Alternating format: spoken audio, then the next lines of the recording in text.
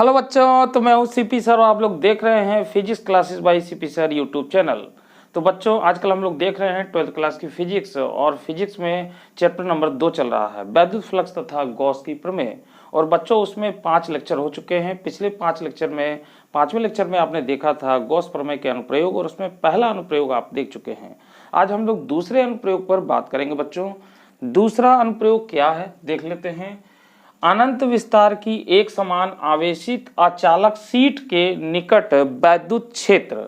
तो बच्चों जो है कि इसमें देखिए क्या होगा कि एक अचालक सीट हम लोग लेंगे इस तरीके से। ये अचालक सीट है बच्चों, ये हमने कोई एक सीट ले लिया और इस सीट पर बच्चों जो है चद्दर, मतलब सीट मतलब चद्दर, और इस पर जो है कि प्लस आवेश यानी एक समान आवेश जो है इस पर फैले हुए हैं इस तरीके से बच्चों फैले हुए हैं, इस तरीके से फैले हुए हैं। अब बच्चों यहाँ पर कोई बिंदु P लिया जा रहा है, जैसे यहाँ पर कोई बिंदु P लिया जा रहा है, तो हमको इस बिंदु पर वैद्युत क्षेत्र निकालना है कि कितना होगा। तो बच्चों इसके लिए हम लोग क्या करेंगे, एक गॉसियन पृष्ठ की परिकल्पना करेंगे। तो इसकी गॉसियन पृष्ठ बनाएंगे बच्चों, तो देखिए किस तरीके से होगा। ये इस तरीके से, यहाँ से ऐसे, और बच्चों इसी तरीके से यहाँ हो जाएगा बच्चों। तो बच्चों ये गॉसियन पृष्ठ, ये बिंदु मान लेते हैं यहाँ पर है। गॉसियन पृष्ठ बच्चों ये बेलनाकार होगा। कैसा होगा? बेलनाकार। तो बच्चों जिस तरीके से ये है उसी तरीके से इधर भी होगा ऐसे। बच्चों ये इस तरीके से इसको बनाया गया है कि ये देखिए इस तरीके से आपको दिखाई देगा, ये पृष्ठ है और इसके बीच में ये इस तरीके से बेलन को रखा गया है। इस तरीके से बच्चों आपको ये देखने को मिल रहा है, ठीक है। अब बच्चों यहाँ पर ये जो है आपका ये प्लस आवेश पूरा इस तरीके से फैला है। मैंने नहीं लिखा था, बनाया था, अब मैं बना दे रहा हूँ। इस तरीके से पूरा है। तो बच्चों अब यहाँ पर देखिए ये जो बेलन हमारा है इसके 3 पृष्ठ नजर आ रहे हैं। एक पृष्ठ बच्चों क्या है कि ये है आपका पहला पृष्ठ। इसको हम लोग जो है इसको हम लोग 1 नाम दे रहे हैं, ये वाले पृष्ठ को 1, ठीक बच्चों। मैं चलिए इसको दे दे रहा हूँ 1 नाम दे दे रहा हूँ, इसको मैं 2 दे दे रहा हूँ। और बच्चों ये जो पूरा वक्राकार पृष्ठ है यहाँ पर एक पृष्ठ हम ले रहे हैं इस तरीके से, एक सूक्ष्म पृष्ठ ले रहे हैं, ये तीसरा, ये पूरा पृष्ठ। तो बच्चों देखिए जैसे ये है एक पृष्ठ, ये हो गया पहला, ये हो गया दूसरा, ठीक है, इसी तरीके से दूसरा, और ये जो पूरा वक्राकार पृष्ठ है इसको हम लोग तीसरा पृष्ठ मान रहे हैं। अब बच्चों इस पूरे पृष्ठ पर एक छोटा सा आप क्षेत्रफल ले रहे हैं, तो इसके बच्चों इसको हम लोग नाम दे रहे हैं dA1। अगर बच्चों ये पूरा क्षेत्रफल हो जाए A, यानी जो A है ये यानी इसका क्षेत्रफल है, ये क्षेत्रफल, ठीक है, ये क्षेत्रफल है पूरे पृष्ठ का। यहाँ पर हम लिख सकते हैं पूर्ण पृष्ठ का, पूर्ण पृष्ठ का है ये क्षेत्रफल। इसी तरीके से बच्चों ये जो इसका क्षेत्रफल है ये A है, ये भी है पूर्ण पृष्ठ का क्षेत्रफल, पूर्ण पृष्ठ का क्षेत्रफल।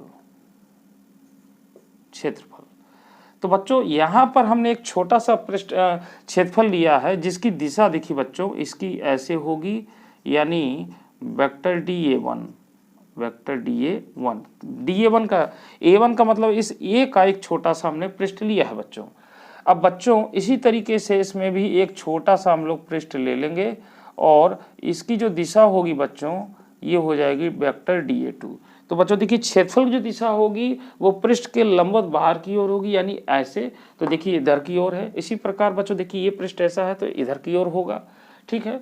अब बच्चों इसमें जो वैद्युत क्षेत्र, वैद्युत जो बल रेखाएं निकलेंगी वो कैसे निकलेंगी, ये पृष्ठ है बच्चों, तो ये पृष्ठ है, जैसे कि इस पे आवेश है तो ये इधर से लंबवत बाहर की ओर निकलेंगी, यानी ये आपको वैद्युत क्षेत्र की दिशा दिखाएगी बच्चों।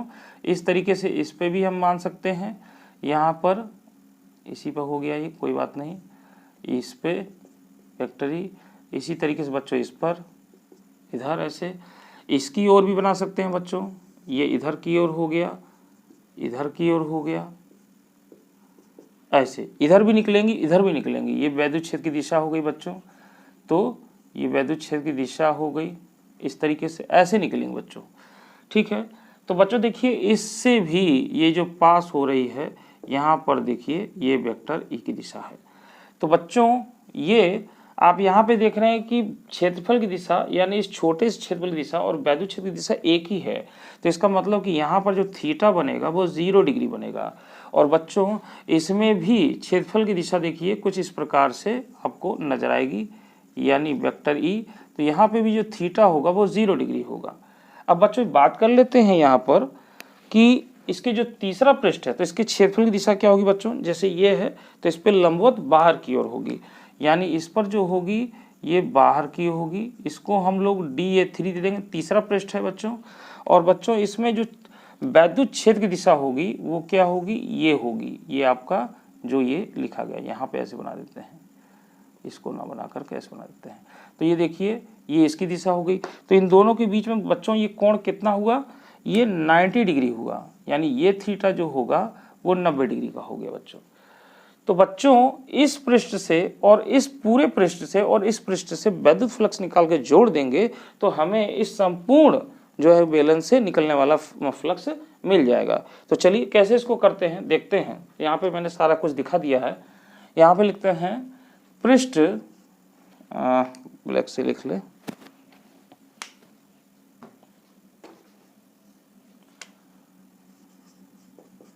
पृष्ठ 1 से गुजरने वाला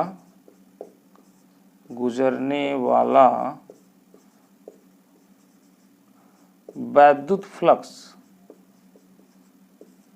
तो बच्चों सबसे पहले हम क्या काम करेंगे कि इस छोटे से क्षेत्रफल से वैद्युत फ्लक्स को निकालेंगे। तो इस छोटे क्षेत्रफल से निकालेंगे तो ये हो जाएगा d फाई और इसको 1 दे देंगे बच्चों, इससे निकलने वाला 1। तो ये आपका हो जाएगा वेक्टर ई डॉट और वेक्टर DA1। तो बच्चों संपूर्ण पृष्ठ से संपूर्ण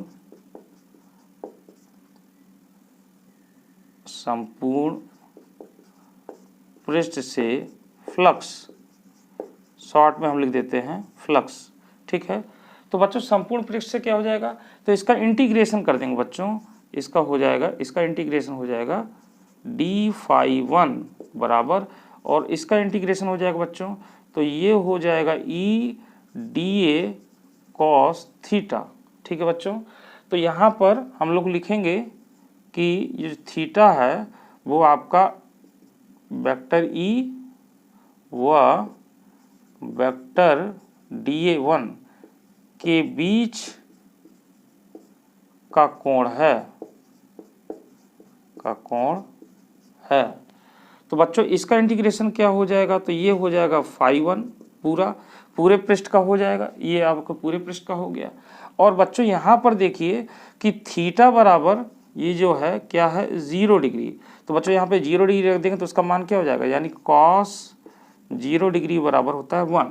तो बच्चों ये आपका हो जाएगा ई बाहर हो जाएगा और ये हो जाएगा DA1 का हो जाएगा बच्चों। तो बच्चों इसका जो क्षेत्रफल होगा वो क्या होगा, इसका इंटीग्रेशन किया जाए यानी इस सूक्ष्म, तो इसका पूरे का इंटीग्रेशन किया जाए तो हमें क्या मिल जाएगा, ये मिल जाएगा a। तो यहाँ पर ये हो जाएगा फाई 1 बराबर EA, ठीक है बच्चों। यहाँ पर a क्या है, पूरे पृष्ठ का क्षेत्रफल, यानी हम यहाँ पर लिख चुके हैं क्षेत्रफल पूर्ण पृष्ठ का, तो यहाँ पर लिखने की जरूरत नहीं है। तो बच्चों ये हो जाएगा समीकरण नंबर 1 बस। अब बच्चों इसी तरीके से पृष्ठ 2 से, तो यहाँ पे लिखें पृष्ठ 2 से गुजरने वाला फ्लक्स। तो बच्चों क्या हो जाएगा, इसी तरीके से d फाई 2, यानी जो इस सूक्ष्म पृष्ठ लिया गया है, जो इस पर क्षेत्रफल लिया गया है DA2, इससे निकलने वाला वैद्युत फ्लक्स निकालेंगे बच्चों। तो क्या हो जाएगा, ये हो जाएगा वेक्टर ई वेक्टर DA2। तो बच्चों अगर देखा जाए इस पूरे पृष्ठ से जो वैद्युत फ्लक्स निकलेगा वो कितना हो जाएगा, तो वो हो जाएगा φ2, यानी इसका इंटीग्रेशन कर देंगे तो मैं सीधे सीधे φ2 लिख देता हूँ। तो φ2 हो जाएगा बच्चों, इसका इंटीग्रेशन कर देते हैं चलिए, ठीक है। तो ये φ2 हो जाएगा और ये हो जाएगा, इसका इंटीग्रेशन भी कर दें तो ये हो जाएगा e dA2 cos थीटा। तो बच्चों देखिए यहाँ पर जो है कि थीटा क्या है, यहाँ पर लिख सकते हैं चूंकि थीटा बराबर 0 cos 0 बराबर 1, तो ये हो जाएगा आपका φ2 बराबर और e और ये हो जाएगा dA2। तो बच्चों इस पूरे का जो इंटीग्रेशन करेंगे तो क्षेत्रफल हमारा क्या आ जाएगा, इसका भी a है, तो यानी इस हिसाब से φ2 बराबर हो जाएगा बच्चों EA, ये भी उतना ही आ जाएगा। तो बच्चों जितना फ्लक्स यहाँ से गुजर रहा है उतना ही फ्लक्स वहाँ से गुजरेगा, क्योंकि दोनों के क्षेत्रफल समान है, ठीक है। अच्छा, तो बच्चों ये हो गया पृष्ठ 2 से। इसी प्रकार हम लोग पृष्ठ 3 से निकालेंगे बच्चों। तो यहाँ पे मैं इसको करता हूँ, पृष्ठ 3 से गुजरने वाला वैद्युत फ्लक्स। तो बच्चों देखिए यहाँ पर आप देख रहे हैं कि थीटा बराबर 90 डिग्री है, कॉस 90 डिग्री का मान कितना हो जाएगा 0, यानी संपूर्ण फ्लक्स 0 हो जाएगा यहाँ पर। मगर फिर भी हम लोग इसको इस तरीके से लिखते हैं d∅3 बराबर वेक्टर E dA3। यहाँ पर A3 का मतलब बच्चों हमने ये जो माना है इन पृष्ठों का इस तरीके से लिया गया है। तो यहाँ पर बच्चों इसका क्या हो जाएगा, इसका इंटीग्रेशन कर दें तो यहाँ पर ये हो जाएगा φ3 बराबर, और बच्चों ये क्या हो जाएगा, ये हो जाएगा E dA3 cos थीटा। अब यहाँ पे लिख दें, चूंकि थीटा बराबर 90 डिग्री और cos 90 डिग्री बराबर 0, ठीक है। तो बच्चों ये क्या हो जाएगा, ये पूरा का पूरा φ3 बराबर 0, समीकरण नंबर 3। तो बच्चों इस तरीके से φ3 का मान 0 आ गया। अब बच्चों हम लोग क्या काम करते हैं, यहाँ से मैं अलग कर देता हूँ इसको। तो देखिए लिखेंगे पूरे बेलन से गुजरने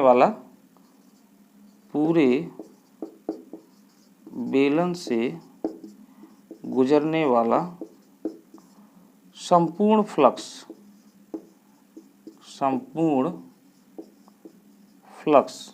तो बच्चों क्या हो जाएगा, इसमें जोड़ देंगे, यानी कुल फाई बराबर क्या हो जाएगा φ1 प्लस φ2 प्लस φ3। तो यहाँ पर बच्चों ये आ जाएगा φ1 बराबर, तो φ1 बराबर क्या है EA प्लस इसका भी मान EA और इसका मान 0। तो बच्चों ये क्या हो जाएगा, फाई बराबर ये हो जाएगा 2EA, दोनों को जोड़ देंगे बच्चों। तो बच्चों ये हमारे पास समीकरण नंबर 4 एक आता है, ये समीकरण नंबर 4 आता है। अब बच्चों हम क्या काम करेंगे कि गॉस की प्रमेय लगा देंगे। बच्चों गॉस की प्रमेय लगा देंगे, गॉस की प्रमेय से। तो बच्चों गॉस की प्रमेय से फाई बराबर क्या होता है Q/ε0, ये हो जाएगा बच्चों समीकरण नंबर 5। अब बच्चों जो है इस चद्दर का पृष्ठ आवेश घनत्व क्या हो जाएगा, यानी पृष्ठ आवेश घनत्व।